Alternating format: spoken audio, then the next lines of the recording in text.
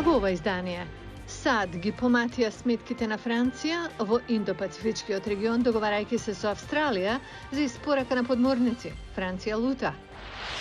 Децата се назад во училишните згради, ќе ви кажеме како тоа изгледа во разни делови на светот.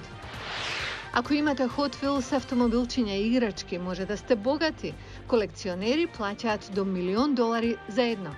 Останете со нас.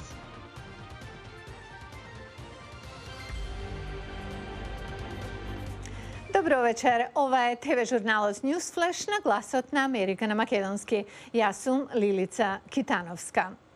И непосредно пред нашата емисија, председателот Бајден беше на првото појавување откако е на функцијата на Генералното собрание на Обединетите нации во Њу Јорк. Фокусот на неговиот говор беше на мултилатерализмот и поглед на светот преку дипломатија. Пандемијата, климатските промени и Авганистан беа големи теми, како што беше и на претходната средба со генералниот секретар. Но ова се случува среде дипломатски скандал што ги инволвира САД, Австралија, Британија и Франција. И додека лидерите на државите го слушаа председателот Бајден, еве што гледа како ќе се развива ситуацијата меѓу сојузниците, САД и Франција особено. Приказната е поголема од договорените подморници на нуклеарен погон. Еве за што се работи. Државниот секретар Антони Блинкен и секретарот за одбрана Лојд Остин го примија австралискиот шеф на дипломатијата и министерот за одбрана во Стейт департментот за да го прослават новото тристрано одбрамбено партнерство познато како AUKUS, кој ја вклучува и Велика Британија. Првата иницијатива под AUKUS е нашата заедничка амбиција за поддршка на Австралија со подморници на нуклеарен погон. Овој договор ги разлути Кина и Франција. Пекинг обвини дека го подкопува регионалниот мир и стабилност. Франција работеше на договор со Австралија за нарачка на конвенционални подморници, а виши официјални лица во Париз велат дека чувствуваат како да им е забиен нож в грб и оти САД дури не ги ни консултирале. C'est une énorme déception. Големо разочарување, рече таа, особено во време кога тимовите напорно работеа 5 години на договор што на Австралија требаше да ја обезбеди 12 моćни подморници, како што бараа. Блинкен во обид да го смири Париз изјави дека САД сакаат Европа да биде вклучена во Пацификот. Франција е витален партнер во ова, како и за многу работи досега и во иднина. Австралискиот министер за одбрана се обиде да објасни што се случило, велејќи дека морнарицата во Камбера оценила дека се потребни подморници на нуклеарен погон, а не конвенционални. Ги разгледавме сите опции. Французите имаат верзија на подморници што не е супериорна како оние на САД и Велика Британија. Секретарот Остин се осврна и на Кина. На прашањето во врска со Кина сакам да нагласам дека овој договор има за цел да помогне во подобрување на тристраната соработка. Еден експерт за гласот на Америка изјави дека договорот за набавка на подморници на нуклеарен погон покажува дека Кина може би претерала со притисокот врз Австралија и другите во Индо-Пацифичкиот регион. Ова е јасна порака дека овие три држави сериозно ги сваќаат кинеските закани во Пацификот. За шефот за надворешна политика на Европската Унија, Жозеп Борел, ова е силен потсетник дека Европа треба да го направи прашањето за стратешка автономија приоритет и дека ова покажува оти мора сами да преживееме. А од Индија до Индонезија, од Израел до Мексико, учениците се вратија во училниците по повеќе од една година од почетокот на пандемијата со COVID-19. Каква е сликата од извештајот на Маријама Дијала? Новата учебна година почна со нови прописи за училиштата ширум светот. На учениците им се проверува температурата, мора да мијат раце, да носат маски, некаде и пластична заштита. Во Израел, учениците беа тестирани на почетокот од годината.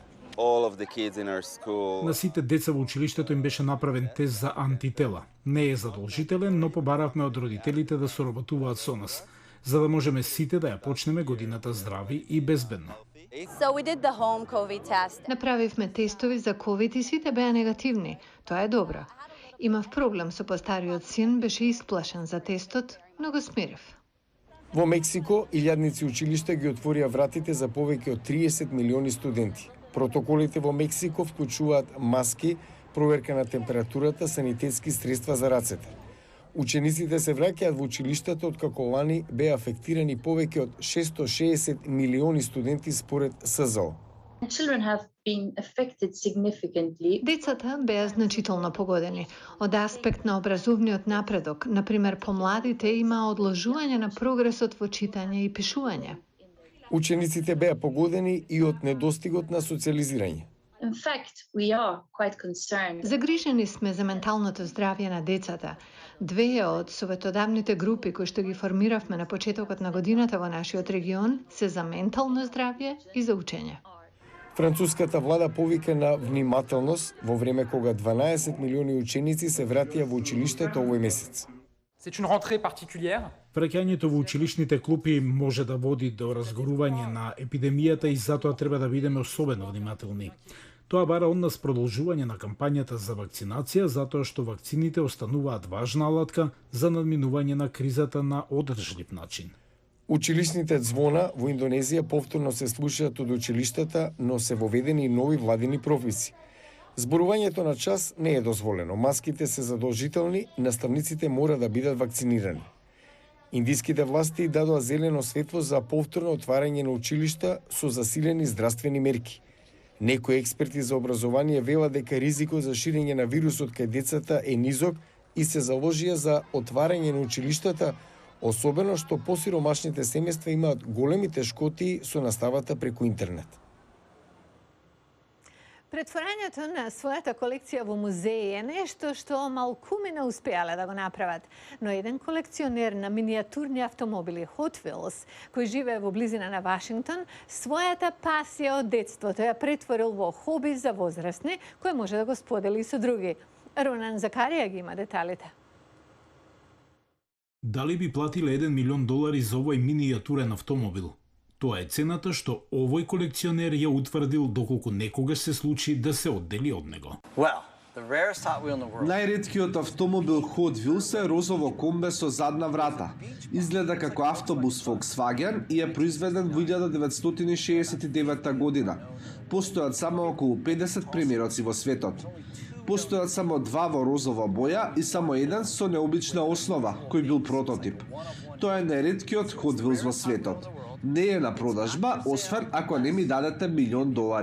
Не би го продал за ништо помалку. Го имам речиси 22 години. Ова играчка може да чини многу повеќе од вистински автомобил, но тоа не е само играчка, тврди Брус Паскал, колекционер на Hot Wheels кој има свој приватен музеј во Гајтерсбург, Мериленд, предградие на Вашингтон. I call it the East Coast Hot Wheels Museum. Го нарекувам музеј на Hot Wheels на источниот брег. Тоа е зграда од околу 370 квадратни метри со таван и високи 6 метри која е полна со мојата колекција.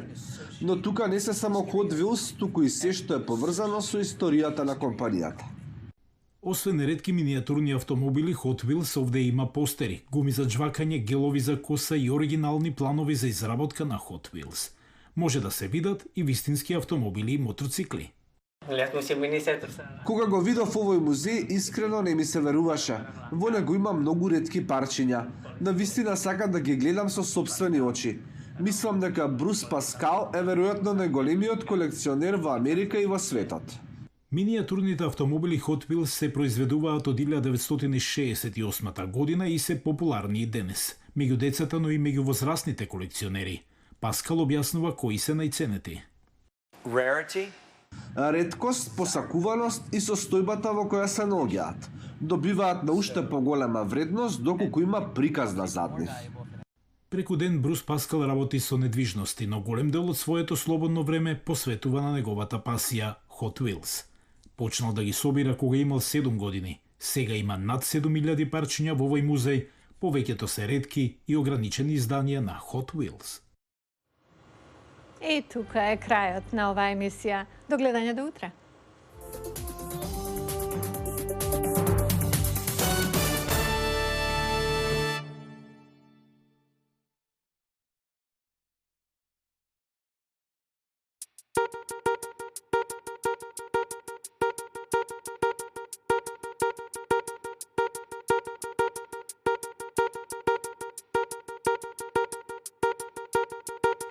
Thank you.